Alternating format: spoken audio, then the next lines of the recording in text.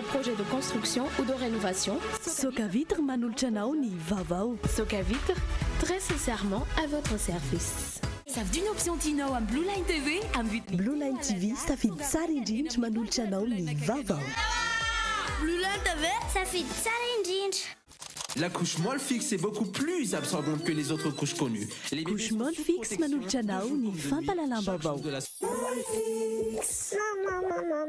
La 4G Batelma vous présente ny vaovao. Raha tianao hanaraka ny fivoaran'ny teknôlôjia hatrany ao an-tokantranonao ka mitady ny lafatra sy ny mora dia tonga fa mitsidika ny magasin Vista ampitany Saint-Georges tsara lalàna. Magasin Vista manolotra anao ny fampalalam-baovao.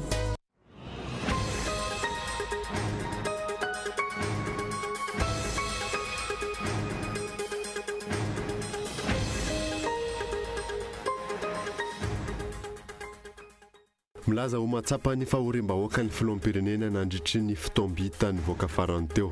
Fanabatiana ny vahoaka malagasy no andraisan'ny maro io nataon'ny mpitondra io. Tsy azo anao sidiny na mampitoy an'ny La Réunion sy Antananarivo intsony ny compagnie Corsair manomboka ny taona 2014 raha nivoalaza ny ministry ny fitaterana nampitain'ny gazety mpiseho isan'andro iray ny zoma teo. Mora loatra ny tolotry compagnie vahiny io ka ahina animba ny tsenan'ny Air Madagascar sy Air Austral raha ny vaovao. Ny ena anisan'ireo olona maty sy naratra nandritra ny fankalazana ny krismasy ny 4 sy 5 desambra lasa teo. Saika ny lamina ihany koa ny fandriam-pahalemana teto an-drenivohitra.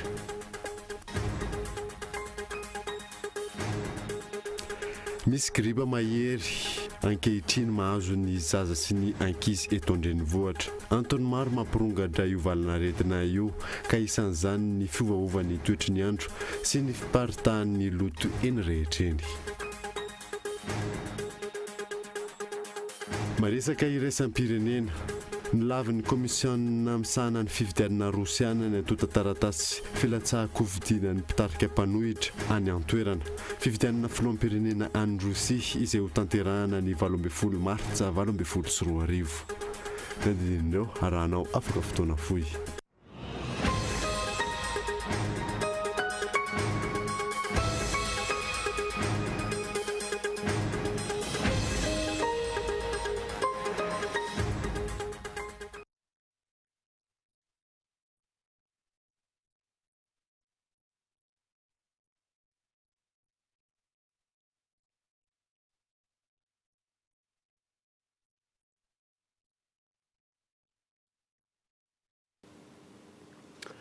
Finaritra tompoko lasy sy tompoko vavy manazanao ary analaka ny fampalana amin'ny Voankolo TV hatramin'ny farany. Nanomboantsika ny vaovao dia milaza ho mahatsapa ny fahorim-bahoaka ny filoham-pirenena nandritry ny fitombitan'ny voaka farany teo. Fanabatiana ny vahoaka malagasy no andraisan'ny maro io nataon'ny mpitondra io. Tsy misy ny fandraisana andraikitra manoloana ny fahantrana iainan'ny vahoaka malagasy sy ny firenena. Fezora Faly. Tsapako ny aya sy ny tebiteby mety iaina ny isa-tokantrano satria mandalo fahasairana antsika izao mety ho very fanahy mbola velona ary manontany teny lava ny amin'ny fomba hiatrehana ny fiainana andavanandro. Firenena latsaka katerena nandritry ny 50 taona maheriny no ajoro sy arentsika. Ampahany tamin'ny laten'ny filohan'ny Repoblika tao anatin'ny fitombita farany teo. Eritaona alohany amaranana ny fotoam-piasany. Ny herinandro teo, mahatsapa ny fahorim-bahoaka ny filoham-pirenena raha ny nambarany. Saingy aiza ho aiza ny fandraisana andraikitra, miantraika amin'ny vantana amin'ny fanamaivanana izany fahoriana sy fahantrana izany. Fanodikodiana ny resaka sy fampandriana drisa ny betsaka ataon'ny fitondrana ankehitriny raha ny fandraisan'ny mpanara-baovao ny faneho-kevitra tahaka izao. Ny hafainganam-pandeha ambony no misy antsika izao amin'ny asa fampandrosoana rehetra tokony atao. Na dia maro aza ny sakatsakana sy ny fingapingana zay atrehana. Zay foana no asaiko milaza fa miroso amin'ny fandrosoana i Madagasikara. Manan-karena isika, mananoety manana saingy nampahantraina ny vahoaka. Mbola mandalo fotoana sarotra ny firenena ho iaho ankehitriny saingy ny tenako dia mino fa odiventiny ny rano natsakainy. Raha mahatsapa ny fahoriana ny iainan'ny firenena sy ny vahoaka malagasy marina ve ny mpitondra dia mbola ilaza fa misy ny fandrosoana eto Madagasikara. Fiainan'olombitsy akaiky sy miray lovia amin'ny fitondrana ihany no hita ho mihatsara amin'izao fotoana izao fa tsy ny sara-baben'ny olona raha ny zava-misy eny anivon'ny fiarahamonina. Eo amin'ny vidim-bary ohatra, fampitomboana ny vary afarana izay fehezin'olona akaiky ny fitondrana ihany. Io no fepetra hitan'ny fanjakana ho raisina izay tsy vahaolana maharitra mihoatra amin'ny fampivoarana sy ny fampiroboroboana ny famokarana. Ny filaminam-bahoaka sy ny tsy fandriampahalemana izay tsy voafehy ary tsy ahitam-bahaolana na teo aza ny fitarainana maro tamin'ity taona ity nataon'ny mponina, fikambanana, ben'ny tanàna, solombavim-bahoaka sy ny maro hafa. Tsy mijanona eto an-drenivohitra intsony amin'izao fotoana izao ny fakanan-keriny fa mitatra hatrany amin'ny faritra. Rehefa tsy misy intsony ny omby, olona no atao takalonaina azahoana vola. Ny 5 janoary 2024 no anatanterahana ny lalonana fifampiarabana tratry ny taona 2024 eny Avoloha raha ny vaovao voaray. Efa manomboka ihany koa ny fanamboarana lalana makeny amin'ny lampam-panjakana iny ankehitriny. Tsy mbola nivoaka hatreto ny mahakasika ny isan'ireo izay asaina amin'io lanonana io. Lili Rabiata. Ny 5 janoary 2024 no anatanterahana ny lanonana fifampiarabana tratry ny taona vaovao fanao eny amin'ny lampam-panjakana i Avoloha. Tahaka ny isan-taona amin'ny fotoana io no miara isakafo amin'ireo olom-panjakana maro izay asain'ny filoham-pirenena mivady. Tsy mbola fantatra hatreto ny isan'ireo asaina amin'ny lanonam-be io. 700 raha tsy ahivina ny isan'ireo nasaina tamin'ny taon-dasa. Ny fantatra dia ny hoe efa manomboka ihany koa ny fanamboarana ny lavadavaka amin'ny lalana mihazo any Avoloha. Ny lalana amin'ny faritra hafa nefa nanomboka filatsahan'ny orana ny hitatra ny lavaka. Tsy misy ny fanamboaran'ireo lalana hafa ireo. Itataratra antran'ny firongatry ny tsy fandriam-pahalemana eto Madagasikara noho ny fitonganan'ny toe-karena sy ny fahatrana. Trangana fakana ankirin-drono nisy herinandro lasa teo. Tsy hita ny fiarovana ny vahoaka ataon'ny mpitandro ny filaminana ny mpitondra sy ny manodidina azy hatrany no tsara ambina. Fanandina. Fanafiana mitambasy amin'ny faritra maro manerana nosy, fankanan-keriny zanaka mpandraharaha, alatromby anaty vakitrano, fanendahana sito mahery, firavaka, poketra hatramin'ny vola sy finday, alabotry anelakelan-trano. Endrika isehony tsy fandriampahalemana izay miamitombo hatrany ankehitriny. Ireo no iainan'ny vahoaka saiky manerana nosy. Endrika isehony fitombon'ny fahantrana sy ny fitotongan'ny toe-karena ireo tsy fandriampahalemana ireo. Tsy tahaka ny tarehimarika avoaka ny tompona ndraiky mpanjakana sy ny sehatra iraisam-pirenena. Milaza fa miaina ny fahantrana eto Madagasikara. Ny herinandro lasa teo, trangana fankanan-keriny roa tamina zanaka mpandraharaha ara-toe-karena no niseho. Ny mampametra-panontaniana, tsy hita ny mpitandro ny filaminana amin'ny tranga tahaka izao. Toa ny mpitondra sy ny manodidina azy akaiky hatrany no tsara ambina. Ny vahoaka sy ny mpandraharaha ara-toe-karena izay tsy akaiky ny mpitondra, hiarany tsy fandriampahalemana amin'ny endriny rehetra. Amin'ny fotoana tahaka ny ahoana no ilazana fa miaro ny vahoaka sy ny fananana ny mpitandro ny filaminana. Raha ny hita aloha, samy manao izay arovan-tena ny rehetra ankoatra ireo mpitondra sy ny akaiky azy. Mampametra-panontaniana ihany koa ny tsy asa iny mpitondra mandray fepetra amin'ny raharaha fakanan-keriny eto amin'ny firenena. Efa nisy ny antso sy ny fahavononana naseho ny Masevo Frantsay ny amin'ny anenjehana ireo mpanao fakana ankeriny. Manaratsy endrika ny firenena malagasy amin'ny any ivelany, saingy tsy hita izay fepetra raisin'ny fanjakana. Mangina manoloana ireo tranga ireo ny mpitondra. Tahaka izany hatrany ve no atao rehefa tsy akaiky ny mpitondra no hiarany tsy fandriampahalemana. Tsy azo anao sidana mampitohy an'ny La Réunion sy Antananarivo intsony ny kompania Corsair manomboka ny taona 2024 raha ny voalaza ministry ny fitaterana izay nampitain'ny gazety mpiseho isan'andro ny zoma teo. Mora loatra ny tolotra io kompania vahiny io ary ahina animba ny tsenany Air Madagasikara sy Air Austral. Lili Rabiata. Araka ny vaovao nivoaka tamin'ny gazety iray ny herinandro lasa teo. No feran'ny fanjakana tsy azo anao sidina mampitohy Antananarivo sy La Réunion intsony ny kompania vahiny Corsair. Fiarovana ny tsena ho an'ny Air Madagasikara sy Air Austral izay manao io sidina io ihany koa no antony. Mora loatra mihoatra ny an'ny hafa ny tolotry ny kompania Corsair raha ny fanazavan'ny ministry ny fitaterana araka ny notanteran'ny gazety hatrany. Tsy hisy intsony araka izany ny sidina La Réunion Antananarivo atolotro io kompania io manomboka ny taona ho avy. Tsy nitondra fanazavana mikasika io fanapahan-kevitra io hatreto ny mpitantana ny kompania Air Madagasikara.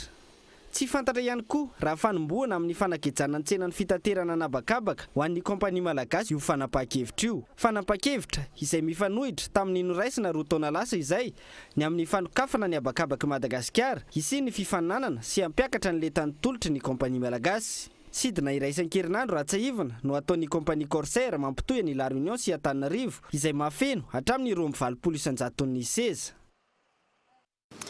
Lafim-baovao fa kosainay dia raha mitady tamin'ny taona lasa niena nisan'ireo olona maty sy naratra nandritra ny fankalazana ny krismasy ny 24 sy 25 desambra lasa teo. Saika ny lamina ihany koa ny fandriam-pahalemana teto andrenivohitra. Fanadina.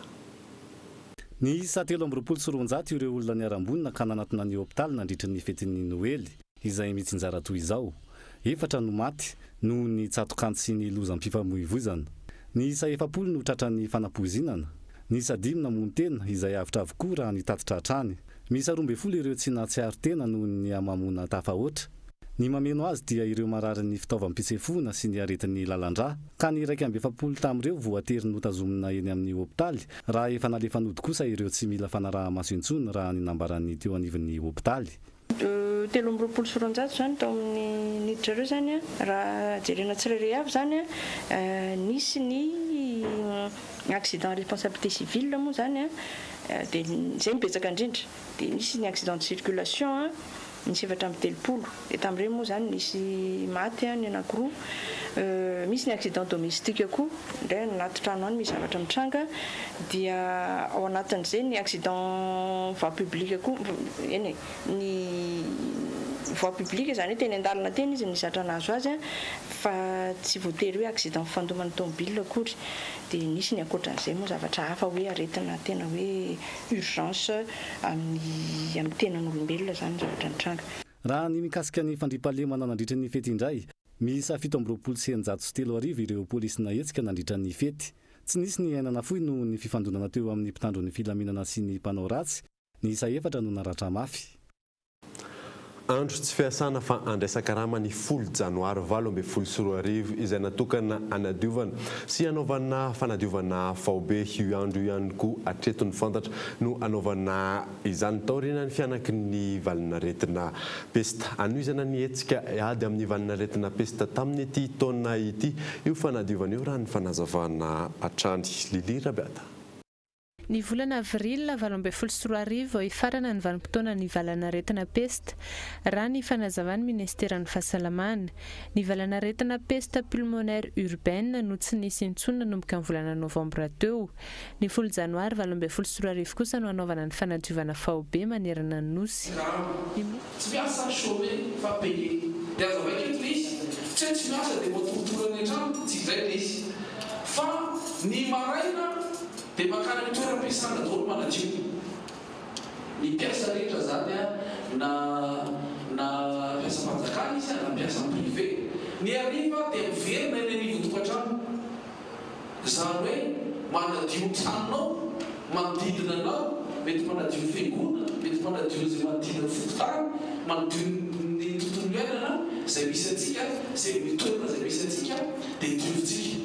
Mbola mijanona fepetra ny raisina amin'ny valanaretina pesta ny seho teto Madagasikara tamin'ity taona 17 ity io fanadiovana io.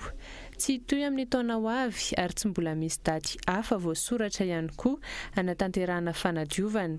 Ankoatr'izay, ijanona azo ampiasaina amin'ny fisian'ny aretina samihafa ny larana maitso napetraka ifanerasirana nandritra ny fisian'ny aretina pesta teo aloha teo.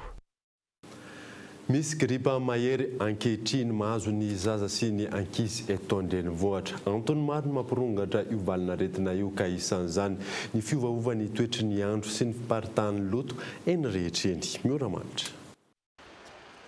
Mirongatra ny gripa mahery amin'izao vanim-potoana izao vokatry ny fiovaovan'ny toetry ny andro matetika sy ny fisian'ny moka mitondra tazo. Ny zaza sy ny ankizy no tena lasibatra sy mora andaira raha ny fanazavan'ny mpitsabo. Samy manana ny fomba fiseho ny gripa amin'ny olona tsirairay ary misy aza mitarika hatramin'ny fiakaran'ny hafanan'ny vatana sy ny fanaviana. Eo ihany koa ireo fomba fisehony hafa araka ny fanazavana. Vanim-potoana mivoaova zany mbola voambony. Mafana ny andro fa rehefa hoavy ny orana dia mangatsika akany koa manerikerika. Dia izay anisan'ilay gripa zany ilay fangasiana atao zany ilay gripa. Iny moa zany fitambarana hoe kokoaka, olona tsetsetsina, mety misy aretina andoha anatin'izany, mety misy fanaviana koa indraindray. mety mitarika kohaka mihitsy koa le izy ara indraindray koa mety hoe lasa malaikomana le olona vizabizaka. Maro ny fitandremana tokony atao mba hisorohana io aretina io. Voalohany ny fihinana sakafo ara-pahasalamana sy madio. Eo ihany koa ny fikarakarana tokony atao matetika amin'ny trano fonenana. Mikiboka misy le olona mandeha miasa ireny dia dina ny trano dia rehefa amin'ny riva voavoa ny trano ny trano tsy azon'ny andro sady tsy azon'ny rivotra. Ny trano mandomando lava zany ny carreau na ny ciment na ny gorodona. Ny trano be efitra be fanaka be zany le kely ny efitra mivezivezy. Ny trano misy vovoka reny anisany tena mampikoka indrindra fa ny ankizy madinika tena lasibatra amin'izay le koka zay.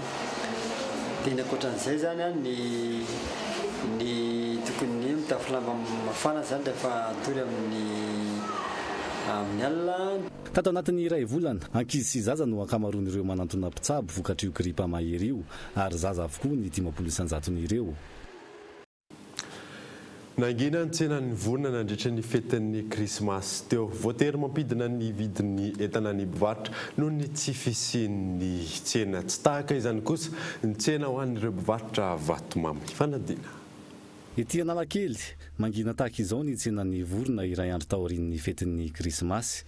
Tsy nisy mpanontany ny voron-tsiloza, ny gisa. Antony, nahatratratra amin'ny 5,100 ariary ny iray tamin'ireo vorona ireo. Akoho no safidin'ny maro teto, izay manodidina ny 2,1 ariary hatramin'ny 5,4 ariary ny iray. 250 jusqu'à 750 ny vidina voron-tsiloza. Tsy dia nisy nandeha loatra aloha ny entana tamin'ity taona ity. Ohatra mandrairay izay voarainy fotsiny ny olona fa tsy hoe nandeha ty fa tsy any am-paosin'ny olona zany ny vidanana. Ho an'ny vatomamy kosa, tsy niova ny vidiny ary misy hatrany ireo karazany vaovao. Mahalafo 20 hatramin'ny 100 kilao ireo mpivarotra ao anatin'ny iray andro, ka ny orinasa sy ny fiangonana no tena manjifa izany. Noarana tamin'ny herintaona aloha tsy ny maivamaivana kely izy. Tamin'ny herintaona zany mbola tena nandeha. Bombo frais 50 000 dia bombo caramel sy vato 60. Maka maro zany resaka masera, orinasa, fiangonana. Efa mimoana ho an'ny tsenan'ny taom-baovao ny mpivarotra ankehitriny, na eo amin'ny lafin'ny sakafo na ny vatomamy. Ankoatra ireo, nahitana fiakarana ihany koa ny vidin'ireo entana madinika fampiasa amin'ny andavanandro toy ny atody, ny menaka ary ny hena. Fiatrenan'ny faran'ny taona sy ny fitsenanan'ny taona vaovao kosa indray dia saika sakana ho an'ny rehetra ny olana arabola amin'izao vanim-potoana iainantsika. Izao ho an'ireo izay nanaovana fanadidina androany fety ao an-trano no programa hatreto. Michel Arnarzona. Vita krismasy hiatrika ny faran'ny taona sy tsenan'ny taom-baovao, ireo indray no masaka ao an-tsain'ny isan-tokantrano amin'izao. Saika nitovitovy avokoa ny valiteny ireo nanaovana fanadihadiana ny amin'ny programa amin'ny fety. Finaritra be mihitsy fa manana amin'ny programa na dia miakatra raha ny kapoaka e. Sonitra ny vidim-piaina zany fa tahian Jesosy dia ny atao mba meny fahasalamana sy tanjaka dia mba miaina ohatra ny misy atao. Makany am-piangonana izay. Izay manao réveillon foana moa zany, izay pentécôtiste. Dia maka izay dia fafaka izay dia mody izay dia ohatra ny isan'andro. Taom-baovao izay ao an-trano eo mba miara mifaly amin'ny fianakaviana sy ny vady aman-janaka sy ny ankizy. Faran'ny taona izao amin'ny arabola zany dia mety tsy voaka satria vola zany tsy misy satria sarotra be ny fiainana. Loatsano ihany zany manao fety. Ano amin'ny tanàna ihany. Ao tanàna manalazy kely. Inavy mety hoe atao tanàna. Sotrosotsy kely dia matory. Ny taom-baovao mety hoe anaonao taom-baovao makany ambanivohitra indray ny taom-baovao. Ny amin'ny réveillon zany izay zao dia reim-piangonana izay manao réveillon, manao fety any izay satria sapany izay dia izay mikarakara le izy. Taona vaovao ve ao an-trano, ao mivavaka dia ao an-trano miara misakafo amin'ny fianakaviana. manao fety ao an-trano no tsy fananana teti-bola manokana izay amin'ny ankapobeny valiteny azo sakana ho an'ny isa-tokantrano tsy fafahana mametraka teti-bola manokana manoloana ny fiakaran'ny vidim-pianana diso tafahoatra tamin'ny tsy taona ity. Budget tsy nanomana fa ohatran'ny andavanandro any izy tena maro dia ny atrehana kalizy ohatran'ny hoe azonao tsisy fety hoe nomanina fa mandeha foana ohatran'ny fiainana isan'andro zany fa tsy any le hoe fanomanana vola anaovana fety amin'ny faran'ny taona sy ny hoe le aloha nanomana aloha sarotra ny tenenana hoe nanomana satria raha malala le zava-misy ny fiakaram-bidy ny fiainana andavanandro ny manokana dia hoe nanomana be firy fa ohatra ny isa-taona ihany fa ho an'ny ankizy fotsiny no miavaka kely angamba ny isa-taona dia rehefa miara-mifaly ny fianakaviana dia miara-mivavaka dia izay zava-dehibe. Amin'ny ankapobeny raha ny fanadihadiana natao mandro ny safidy ny hanao fety ao an-trano manodidina ny roa hetsy raha ny farany ambany no tokony homanina miankina indrindra ihany koa amin'ny isan'ny olona ao an-tokantrano ho andro ny safidy ny hiditra amin'ireny trano mpilanonana ireny kosa dia manodidina ny ray hetsy ariary isan'ny olona farafahakeliny no tokony homanina. Mbola manana 10 andro ny tsirairay no manana ny fiatrehana ny fetin'ny farantaona sy ny fitsenana ny taom-baovao 2024. Tondray ranaraka dokavarotra isika mialohan'ny andrasantsika ny vahiny avy ao amin'ny SSM na ny Solidarité Syndicale de Madagascar ijery ny olana any an-tany meva ihany koa distriktan'ny Morombe isika izay vokatry ny aratsin'ny lalana rehefa avy eo ary.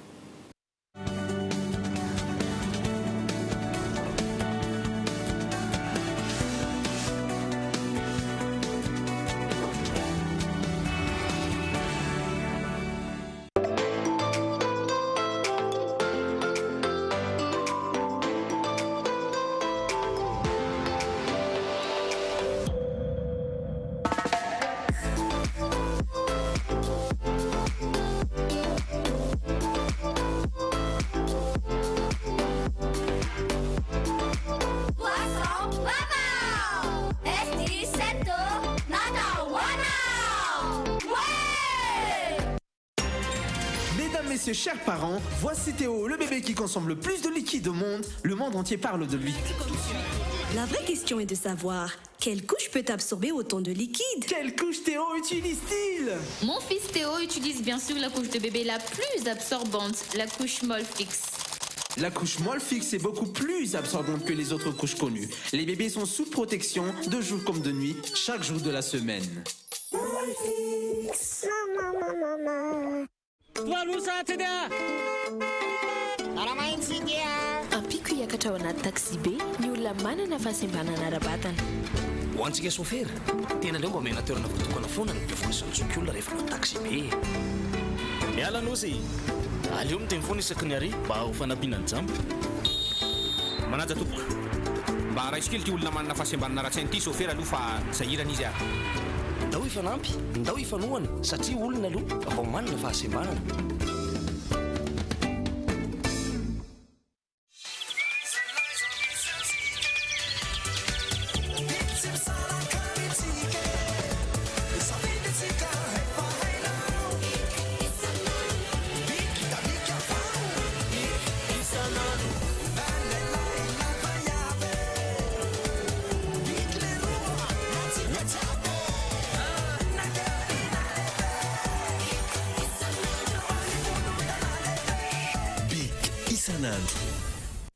magazay lehibe indrindra ty Afrika vidin'entana mora sakafo hoan'ny fety haingotrano sy kilalao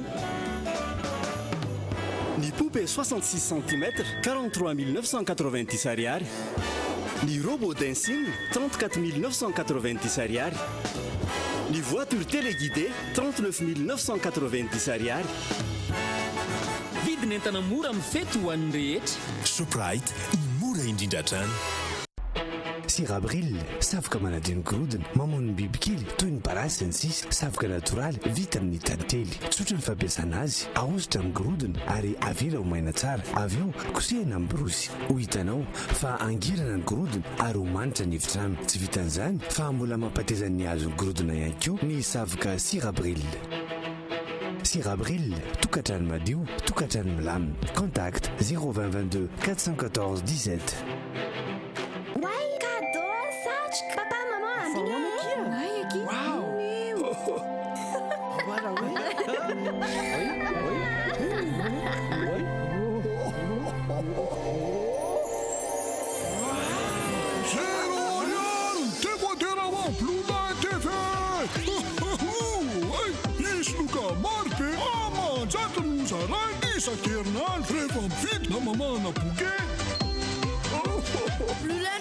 Ça fait challenge. Oui, appel vers tous les opérateurs.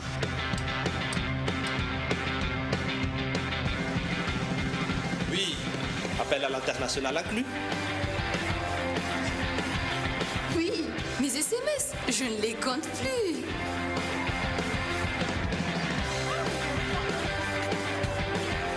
Et oui, l'Internet à la vitesse 4G. 0,5 arrière par seconde vers Faf et Club First. 1 arrière vers Telma et 3 arrière vers les autres opérateurs. Vous aussi, soyez First. À partir de 10 000 arrières, First Premium. Et découvrez First Prestige et First Royal pour encore plus d'avantages. Rendez-vous en Telma Shop ou sur FB Telma Madagascar. Telma, ça fait que numéro 1 Malagasy.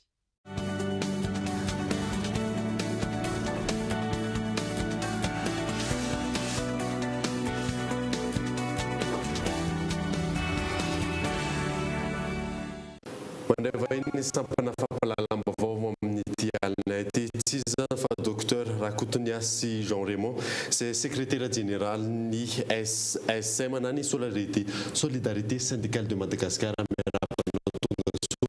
eto amin'ny sampana fampalalam vaovao fantany napetrako aminao hoe fantatra mantsy zao fa tapaka teo ny karaman'ny mpiasam-panjakana aiza hoe zany tena fipetraka eo amin'izao fotoana zao. Miarabanao Davida, miaraba ny mpiasa rehetra na ny tapaka karama na ny tsy tapaka karama, miaraba ny mpanaraka ny Cool TV rehetra. Tapaka tokoa ny karaman'ny mpiasam-panjakana eo amin'ny 7 sy ray alina eo zany. Zavatra tena mampalahelo sady manala baraka no mahamenatra satria sady tsy manara-dalàna no tsy ara-drariny zany. Efa nisy moa zany fialatsiny nataon'ny ministry ny asa-panjakana kanefa raha ny fahitanay an'izao zavatra zao tsy vita moramora ny hoe fialatsiny fotsiny ka izay zany dia milaza fa tsy ara-dalàna sady tsy ara-drariny raha amin'izao farany taona izao amin'ny andro fety zao no anapahana ny karamam-piasam-panjakana marobe tahaka an'izany. Tsy ara-dalàna ahoana moa afaka hazavainao ve misy ny tsy maha-ara-dalàna azy dia araka ny voalaza zany ny ipetraran'ny fanapahana karama io zany dia misy décret d'application 2003-937 décret d'application du statut général des fonctionnaires izy ity izay milaza ny hoe rehefa tsy miasa zany le mpiasam-panjakana dia tapahana ny karamany. Izay zany dia milaza fa zay tsy manohatra mihitsy ny fanapahana karama fa voalaza atao anatin'ity dia anjaran'ny ministère-ny fonction publique zany no miprononcer manambarana zany hoe reto ny mpiasam-panjakana tapaka karama. Zay zany misy zavatra tsy mirindra mihitsy zany, misy zavatra tsy mipetraka mihitsy zany ao anatin'io resaka fanapahana karama io zany ao anatin'izay. Faharoa manaraka an'izay koa angambany dia araka ny voalaza antsika tsara atao anatin'ny statut général des fonctionnaires ao anatin'ny article 52, 53, 54 dia tsy maintsy mba misy ny avertissement sy blâme aloha fa tsy tonga dia atao ohatran'io zany fanapahana karama ny fonctionnaire. Fa tsy nisy fampiresahana zany tamin'izy io tonga dia fa tonga dia tapaka izay mihitsy ny olana zany ho anay syndicat satria raha ny atao anatin'ny hoe mission an'ny DGGFPE dia voalaza atao mazava tsara fa anisan'ny hoe sotoavina lehibe ho an'ny ministère finance DGGFPE mikasika n'izany atao hoe mangarahara. Fa izay zany mahita fa tena tsy nisy mangarahara mihitsy fa sady natao apitaka, natao tena hoe natao kiafinafina fotsiny zany io dia izy midofotra io moa zany amin'izao fotoana izao satria le logiciel nampiarina dia namoaka lista zay olona tena miasa ara-dalàna ao anatin'izay zavatra zay. Ka izay zany ny zavatra misy. Ny zavatra tianay ho ampahafantarina koa nefany eto zany dia mba miteny mihitsy ho an'ny olom-pirenena rehetra, ho an'ny mpiasam-panjakana koa, ho an'ny mpiasa rehetra. Ao anatin'ny ministère ny finance et budget mba mangataka antsika rehetra mba hijery ao anatin'ny loi des finances 2017 zany ao anatin'ny effectif zany. Fa misy 1043 izany hoe 3,7 ny isan'ny directeur ao anatin'ny ministère ny finance et budget tao anatin'io loi des finances io. Izay dia mametraka fanontaniana. Miasa daholo ve ireo directeur 1043 reo. Efa ina ary mesure hoe ho raisinareo mahakasika an'izao fanapahana karama zao? Ity zany dia mahakasika ny mpiasam-panjakana rehetra izay ho antsoina rapitso. Izy fivirina assemblée générale zany satria efa sangy mihoatra ny loha, efa tafahoatra loatra satria efa tena hoe fanivaivana, tsy fanomezana asina, fanitsahana tapindoha ny mpiasam-panjakana. Ary io zavatra io zany raha vao tsy mihetsika amin'izao mpiasam-panjakana dia mitatra ohatran'ny sima misiloka io. Ary na dia ny tombotsoa rehetra na indemnité d'installation retraite na ny tombotsoa rehetrarehetra dia ho tapahany fanjakana tsikelikely eo satria efa ny ministère sy ny finance et budget no manapa-kevitra ny zavatra rehetra zany ao anatin'ity karama mpiasam-panjakana ity. No zany dia hiatsona daholo ny mpiasam-panjakana na ny tapaka karama na tsy ny tapaka karama zany rapitso manomboka misiva eo amin'ny restaurant Le Pavé eo Antaninarenina zany tsika manao ny assemblée générale miaraka amin'ny SSM zotsika amin'ny syndicat tsika izay miorina ara-dalàna zany voalaza ny lalam-panorenana anao ny assemblée générale zany tsika rapitsika manapa-kevitra zany zay zavatra tokony ataotsika ary anisan'ny vinavinainao anatin'izay zany ny anaovantsika ny préavis na grève any amin'ny ministère rehetrarehetra zany mba hiverena io karama io alohan'ny faran'ny taona. Raha tsy miverina amin'ny alohan'ny faran'ny taona io zany dia efa vita zany ny préavis-tsika dia mahita ny atao indray tsika miditra amin'ny taona miditra io zany. Amin'ny syndicat-nareo misy ve mbola hetsika ataonareo? Ny SSM moa zany dia ivondrona ny public sy ny privé mikasika ny fanjakana zany dia izay rapitso zay zany ny atsona mpiasam-panjakana rehetra. Fa raha tsika mahita koa ny any amin'ny orinasa privé koa zany amin'ilay orinasa klasika zany eto zany dia misy mpiasa 3,900 koa zany zay alefa ohatrany hoe alefa congé fa ho be fotsiny zay tsisy lalàna mamaritra an'izany zany lalàna malagasy. Ka io koa zany dia mbola olana anankiray eo anivon'ny asa, eo anivon'ny asa zany zay tokony vahan'ny fanjakana ministère ny asa sy ny lalàna arak'asa zany. Ankasitrahana va hita eto amin'ny sampana fampalalam-baovao saonana namian'ireo fanazavan'ireo. Saotra betsaka anao Andriamato Davita. Ny anoisantsika ny vaovao kosa indray dia olana goavana tsy ahafahan'ny fiarakarena eny fotony eny miroborobo ny aratsian'ny lalana. Isan'ireo misedra izany ny commune Antanimieva izay distriktan'ny Morombe na isan'ny faritra mamokatra azy eny faritra indry mihitsoka ao an-toerana mamatsy ny tsena anatin'ny ankamaroan'ny vokatra Fezora Valy. Iray amin'ireo toerana lavitra andriana sy lavitry ny fandrosoana eto Madagasikara sy any amin'ny faritra atsimo andrefana ny distriktan'ny Morombe. Antony iray manamafy izany ny faratsin-dalana. Betsaka anefa ireo vokatra miakatra avy ao toy ny tongolo, voamaina, katsaka, akondro sy ny maro hafa eto amin'ny commune Antanimieva na azo lazaina ho mahavokatra izay ireo tantsaha ao an-toerana mijanona amin'ny famatsiana ny tsena anatiny ny ankamaroan'ny vokatra. Ny tongolo ohatra izay tafidina 500 ariary, ny kilao rehefa tsy misy mpividy. Ireo vahiny kosa no anombanana 500 na 100 ariary. Mahalana ny fahatongavan'ireo mpanangom-bokatra. Mahazaka 3 taona mahery zany ny hekitara raiky. Laha tsy mikarakara tegna mahazaka 1 taona.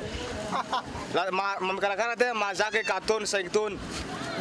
Le laha mandeha amin'izay mandeha amin'ny 900 kilo raiky. Farana agnabo 700. Mahazo tombony mahazo moto, mahazo mikalo trano, mahazo le zay raha tiategna kaloha zao mahazo tegna. Lafa zay mahavokatsy. Camion koa bakagny mangalaka aminay eto nangalan'rozy azy. 900 angalano zazy eto. 900 avily magnandafy agny koa tsy any igny piriny. noho ny aratsy ny lalana fiara tsy mataho-dalana sy fiara vaventy ihany no tonga ny antoerana afaka mitaona ny vokatra tsy ampy anefa ireo tonga ny antoerana vokatra rehetra eto voalohany indrindra zahay ety tsy manana tomobily zara ty tanàna lehibe ty raha misy tomobile raha eto fa na zay na tsy zay no misy ihany eto 3 camion de 4 zay no eto anefa ny 4 tsy atonga tongolo 12 tonnes tomobile sasan'ireo tsy de mandeha mitondra vokatra reo fa mitety tsena lalana tsy mety hitanareo angamba atao ny alany 107 km nareo taoko fa misy dandine angambanareo avy any fa tsy ohatra le RN7 Manodidina ny 520 kilometatra miala ny renivohitra Toliara no misy ny distrikan'ny Morimbe. Ao anatin'ny Oravalo no anaovana io zotra io noho ny aratsian'ny lalana amin'ny lalam-pirenena fa 550. Raha ny fanazavana voaray taorian'ny fanjanahantany izay nahavitany lalana mihazo an'ny Morimbe no tsy nisy ny fikojakojana sy ny fanamboarana natao. Toerana maro anefa no azo tsidihana tsara ao amin'ny distrikan'ny Morimbe izay afaka hitondra fampandrosoana ho an'ny distrika sy ny commune. Maresaka raha-panatanjahantena kosa indray dia nifidina ny tompon-dakany Angleterre amin'ny taranja baolina kitra ireo vokadalao nandritra ny andro fa 7 ny Premier League no entiny iony nasaina aminao anatin'ity fanadihadiana manaraka ity harawary.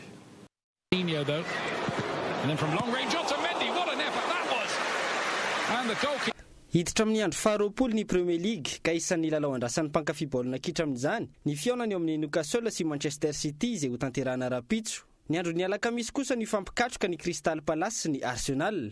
Raha ireo vokadalao tamin'ny andro fa 7 Arsenal nanao ady sala 3-0 tamin'ny Liverpool. Everton nisaraka 8-0 tamin'ny Chelsea. Swansea City sy Crystal Palace nisaraka tamin'ny isa 1-0. Manchester City nandresy tamin'ny isa 4-0 any Bournemouth. Burnley lavy ny Tottenham tamin'ny isa 3-0. Manchester United voatana ny Leicester City tamin'ny isa 2-0. Tottenham kosa nandava ny Southampton tamin'ny isa 5-0. Raha eo amin'ny filarana ankapobeny mitana larana voalohany hatrany Manchester City manana isa 5-50. Raha ny Manchester City izay eo amin'ny larana faharoa izay manana isa 2-70. Chelsea no eo amin'ny larana fahatelo 7-70. Raha eo amin'ny larana fahaefatra no misy an'ny Tottenham manana isa 7-70. 5-70 no isan'ny Liverpool mametraka azy eo amin'ny toerana fahatimy. I Bournemouth, West Bromwich ary Swansea City no manakatona ireo filarana telo farany eo amin'izay Premier League izay. Hatramin'ny andro fa 7 i Mohamed Salah izay mpilalao ny Liverpool no namono baolina be indrindra izay nafaty baolina 5 tamin'ireo lalao 7 taony. Mitovy amin'izay ihany koa ny Ani Arikana izay mpilalao ny Tottenham. I Sergio Aguero ny Manchester City kosa no mitana larana fahatelo eo amin'ireo mpampity baolina be indrindra amin'izay Premier League izay nafaty baolina 12 tamin'ireo lalao 14 taony. Against Simpson, but it comes to Mata, and Manchester United draw level. It's only a matter of time. The amount of space. Maresaka iraisam-pirenena kosa iny dia lavin'ny komisiona misana ny fividianana Rosiana ny antota taratasy filatsahako vidiana ny mpitarika ny mpanohitra any antoerana fividianana filoham-pirenena any Rosia izay ho tanterahana ny 12 Martsa 12 sy 2 fanadina. Présidentielle russe en mars prochain. Pour l'instant, sa candidature est bien mal engagée. Elle vient d'être refusée par la commission électorale. Nivoaka omaly ny fanampahan-kevitry ny komisiona misana ny fifidianana any Rosia. Notsipahana izy ireo tamin'izany ny filatsahanko fidiana ny mpitarika ny mpanohitra Alexis Navalny amin'ny fifidianana filoham-pirenena amin'ny 12 Martsa taona 12 sy 2. Ny fananan'ity mpitarika ny mpanohitra ity sazy miantona 10 taona tamina raharaha fanodikodiana-bola-panjakana no antony fandavana raha ny fanazavana azo avy amin'ity komisiona ity. Ho an'ny antoko mpanohitra any antoerana tsindry avy amin'ny filoha Vladimir Poutine izao fanampahan-kevitra izao. Nambaran'izy ireo ihany koa fa tsy ara-dalàna ny didina voakan'ny fitsarana Rosiana ny volana febroary lasa teo mahakasika ity sazy azo ny mpitarika ny mpanohitra ity fa fanampahan-kevitra politika. Tsy tiako ity komisiona misahana ny fifidianana ity ary manitsakitsaka ny lalam-panorenana Rosiana izay milaza fa ny olona efa nigadra irery ihany no tsy afaka milatsaka ho fidiana. Hoy ny mpitarika ny antoko mpanohitra Rosiana nandritra ny fandraisam-pitenenany taoriany ny fahafantarany fa tsy ho isan'ny kandida hifanandrina amin'ny Vladimir Poutine ny tenany. Miantso ny mpiaradia amin'ny rehetra ihany koa ity mpitarika ny mpanohitra ity tsy handray anjara amin'ny fifidianana filoham-pirenena any antoerana izay ho tanterahana ny 12 Martsa 12 sy 2. Finalement, contre ce système qui l'empêche d'être candidat, il faut enfin noter que Alexei Navalny a aussi menacé la commission électorale de... Alohan'ny sarana dia verina aminao ireo vaovao nisongadina tamin'ity alina ity. Milaza ho mahatsapa ny fahoriam-bahoaka ny filoham-pirenena nandritra ny fitoambitan'ny vahoaka farany teo. Fanabatiana ny vahoaka malagasy no andraisany maro io nataon'ny mpitondra io. Tsy azo anao sidina mampitohy La Réunion sy Antananarivo intsony ny kompania Corsair manomboka ny taona 2024 raha ny voalazan'ny ministry ny fitanterana. Izay nampitain'ny gazety mpiseho isan'andro iray ny zoma lasa teo. Mora loatra nitolotra io kompania io arahina animba ny tsenan'ny Air Madagascar sy Air Austral. Ary farany dia niena ny isan'ireo olona maty sy naratra nandritra ny fankalazana ny krismasy ny 4 sy 5 desambra lasa teo. Saika ny lamina ihany koa ny fandriam-pahalemana teto andrenivohitra. Dia izay mamanana vaovao tamin'ity alina ity. Ankasitrany ianao nanaraka izany. Soava tsara daholo tompoko.